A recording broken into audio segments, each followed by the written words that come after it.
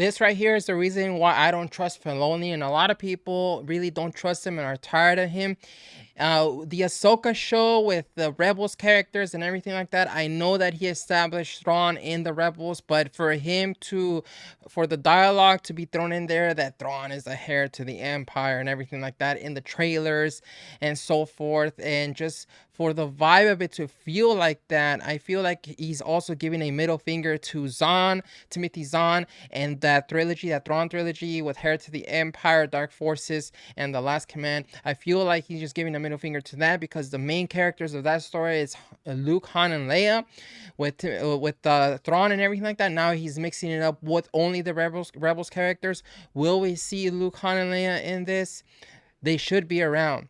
If anything, there's more chances that we'll see a cameo from the Mandalorian. But this right here is Filoni's wet dream right here, just retconning or fantasizing about a story, a Star Wars saga with only Ahsoka, because Ahsoka supposedly is better than Anakin, better than Luke Skywalker, better than all these other established heroes. Heck, she's probably better than Princess Leia, better than Padme, these very strong female characters.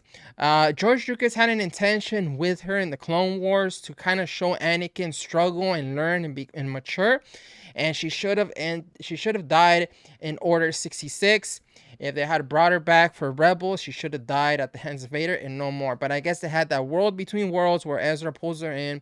Yes, there's these theories that when he pulled her back, this other timeline was created, and possibly that timeline is the one that we'll see in the show that would retcon the sequels. That's wishful thinking. If it happens and if it's well executed, I can probably be on board on that, but still, seeing things like this just proves to me that Filoni likes to play around Lucas's sandbox, but in a way where it feels like it's like him saying, look, George, I can do it better with Ahsoka. I have not read this article. I'm going to go ahead and check it out with you guys right here and let you know what I think. So the Bespin Bulletin reports Star Wars Ahsoka dead Obi-Wan Kenobi will reportedly feature in a fight scene between Anakin Skywalker and Ahsoka Tano on Mustafar. And that alone's already like just, why can't it be another planet? Why does Obi-Wan have to be dead? Why can't he just at least make a scenario where maybe they meet after Mustafar as Darth Vader in the suit? Or this is another thing that Ahsoka in many ways being added to all these things, and like she did in season 7 of Clone Wars, it just breaks a lot of canon. It just doesn't make any sense whatsoever, because when you watch Revenge of the Sith, nowhere is she mentioned. Nowhere does it even feel like Anakin never had an apprentice. Nowhere does she fit in that movie. She doesn't really fit in that movie. She could just be a no-name Jedi somewhere in the galaxy that gets killed in Order 66, like a lot of these Jedi. That's all she really is at the end of the day in the grand scheme of things. But Filoni has propped her up at the expense of all these established legacy characters, and this is very similar to what they did with Rey in the sequel trilogy. So there is a clip out there of Filoni like kind of backing up this feminist thing and talking about Rey in this like conference with all these like feminists and like trying to just support Kathleen Kennedy during the time of the sequels. And he's a sellout. He's basically a sellout. He doesn't really care about George's vision, George's story. And I think he's probably using that same type of attitude towards Ahsoka. So it says right here, a report from Making Star Wars and from the Making Star Wars show. I think it's from the website makingstarwars.net, and that website is notorious for just shilling on the sequels when they were coming out, attacking fans, and they might have had some things right, but again, these people are strongly rumored to be very, very connected with Lucasfilm Insights, Lucasfilm Story Group. That's why they probably get some of the info. But it says right here that shared that scenes were shot that feature Hayden Christensen in his Revenge of the Sith robes, and that Christensen had been in training for a fight scene between Anakin Skywalker and Ahsoka Tano on Mustafar. The Ahsoka Tano featured in the fight scene itself is a younger Ahsoka Tano, as would be fitting for the time, and that a younger actress was used as Ahsoka for the shoot. The scene itself was reported to take place in the world between worlds, as seen in Star Wars Rebels, where Ahsoka Tano, played by Rosario Dawson, would see a possible vision or timeline that might show that meant to show her that Anakin falling to the dark side is part of Skywalker's destiny, and that there was nothing Ahsoka could do. The lesson for Ahsoka to learn during these scenes is that she cannot change destiny, and that she must embrace it no matter how hard it is, how hard or painful. I don't understand why Ahsoka at such a mature age has to learn this lesson. In fact, she's the one that tells Ezra in Rebels to let go. So I don't understand why she has to learn to let go early, just so much later in her life, and why she's so attached to Anakin.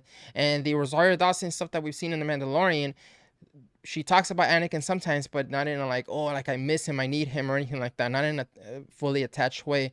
So this is very questionable. I didn't. Why is it necessary? Is it necessary to kind of build up this character arc where she has to let go? Again, she even mentored Ezra in Rebels to learn to let go.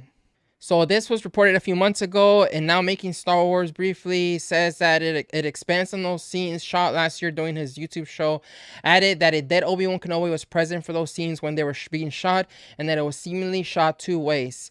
Making Star Wars revealed that one scenario featured Kenobi's corpse, which was a dummy, and another was a pile of clothes, similar to what we see in A New Hope with his fight with Darth Vader. It goes a little further in how, and reports about the leaker of this, saying that there's a possibility about the world between worlds creating a multiverse, different timelines, and things like that. There's a lot of speculation from fans on YouTube making, content and videos about when Ezra pulled Ahsoka from her fight with Darth Vader, they unintentionally created another timeline, and in that timeline is the one where the sequels don't happen, so you may see that in this show. But I just don't trust Filoni. I'll see it. I'll believe it when I see it. I'll believe him if I see him try to fix the whole Star Wars franchise, because it's gotten to that point. Then I could back this up, because at this point, if this show does not deliver, if this show fails, Disney Star Wars does not have a lot to fall back on. They don't have another Mandalorian show to save them. Mandalorian season 3 was really bad. They lost hundreds of thousands of viewers during the premiere, during the showing of that season. Their previous shows got really bad ratings and really bad reviews, and there's not much in the pipeline for them right now, and especially with all Hollywood going to flames with the writers and actors. There's not much in the pipeline right now for Star Wars. There's supposedly the Rey movie, which, if you ask me, in my opinion, will not happen, because there's also no proof of Bob Iger approving or saying, hey, yes, Kathleen Kennedy is right. We have a Rey movie coming up. We're going to fund it, this and that. There's no information, no soundbite of him saying anything about whatever Kathleen Kennedy announced at Star Wars Celebration a few months ago. Nothing about the Rey movie. The Acolyte stuff is very, very sketchy as far as the news. And in my opinion, there's a lot of fakery going on there. The supposed Old Republic movie by James Mangold, look at Indy 5, it failed. I don't think Lucasfilm or Disney would want to work with him again, so I don't think that's going to happen. And all that's left is Filoni's supposed movie that brings The Mandalorian, Ahsoka, and all these TV show storylines into one movie. That could still happen if this show is successful. At this point, I don't have a lot of optimism, and my lack of optimism is with Disney Star Wars. I'll always be a huge fan of George Lucas Star Wars. I'll always find joy in those movies, in that universe, in that expanded universe around those movies. And there's so much just to still delve into and all that with the books and dissecting things in the movies and things like that, and even making content about those 6 original movies. But for Disney Star Wars, I'm not excited for Ahsoka show. I mean, the trailer itself, in my opinion, it looks like the same old that we've seen. You could tell a lot of it is in that studio, the void and everything like that. Some of the sets and the visual effects in that trailer, this just feels empty. It doesn't feel like a galaxy far, far away. It feels like something that a fan made, in my opinion. It doesn't feel very authentic Star Wars, and I just think that, of course, George Lucas had an artistic eye in the way that he crafted the scenes and the story, and the people that he hired to craft all of those sets and everything like that, and his cinematographers and everything like that to shoot the prequels and going all the way back to the original trilogy. He had craftsmen, he had real, you know, people that knew how to make movies. In comparison to now Lucasfilm and who they're hiring, I feel like they have less like veteran filmmakers and just seasoned people working. And they might have good people for what's available in current Hollywood, but I don't think they have real professionalism in terms of storytelling, filmmaking, craftsmanship, and making a really good looking Star Wars and really awesome, entertaining Star Wars movies and Star Wars shows, Star Wars stories. So that's gonna be what I think about this. I'm very skeptical about what's gonna happen in this show, and there's a lot of red flags right here, especially Filoni trying to mess around with these fantasy type of scenarios. He's already kind of taking over the Heir to the Empire, the original novel, and making it his own with Ahsoka. And in my opinion, nothing can really top that novel, the story of that novel. So we'll see how it goes. I think it's also gonna all fall on the performance and the portrayal and the writing on Thrawn in that show, and just how good of an antagonist or the other antagonists that they're presenting here are. We'll see how it goes. I'm gonna be reserved about it. It's gonna come out in 2 weeks, so I'll be bringing you some reviews and some thoughts on it then. So that's gonna do it for the video. Thank you again for watching. In the meantime, I'll see you guys next time, and may the Force be with you.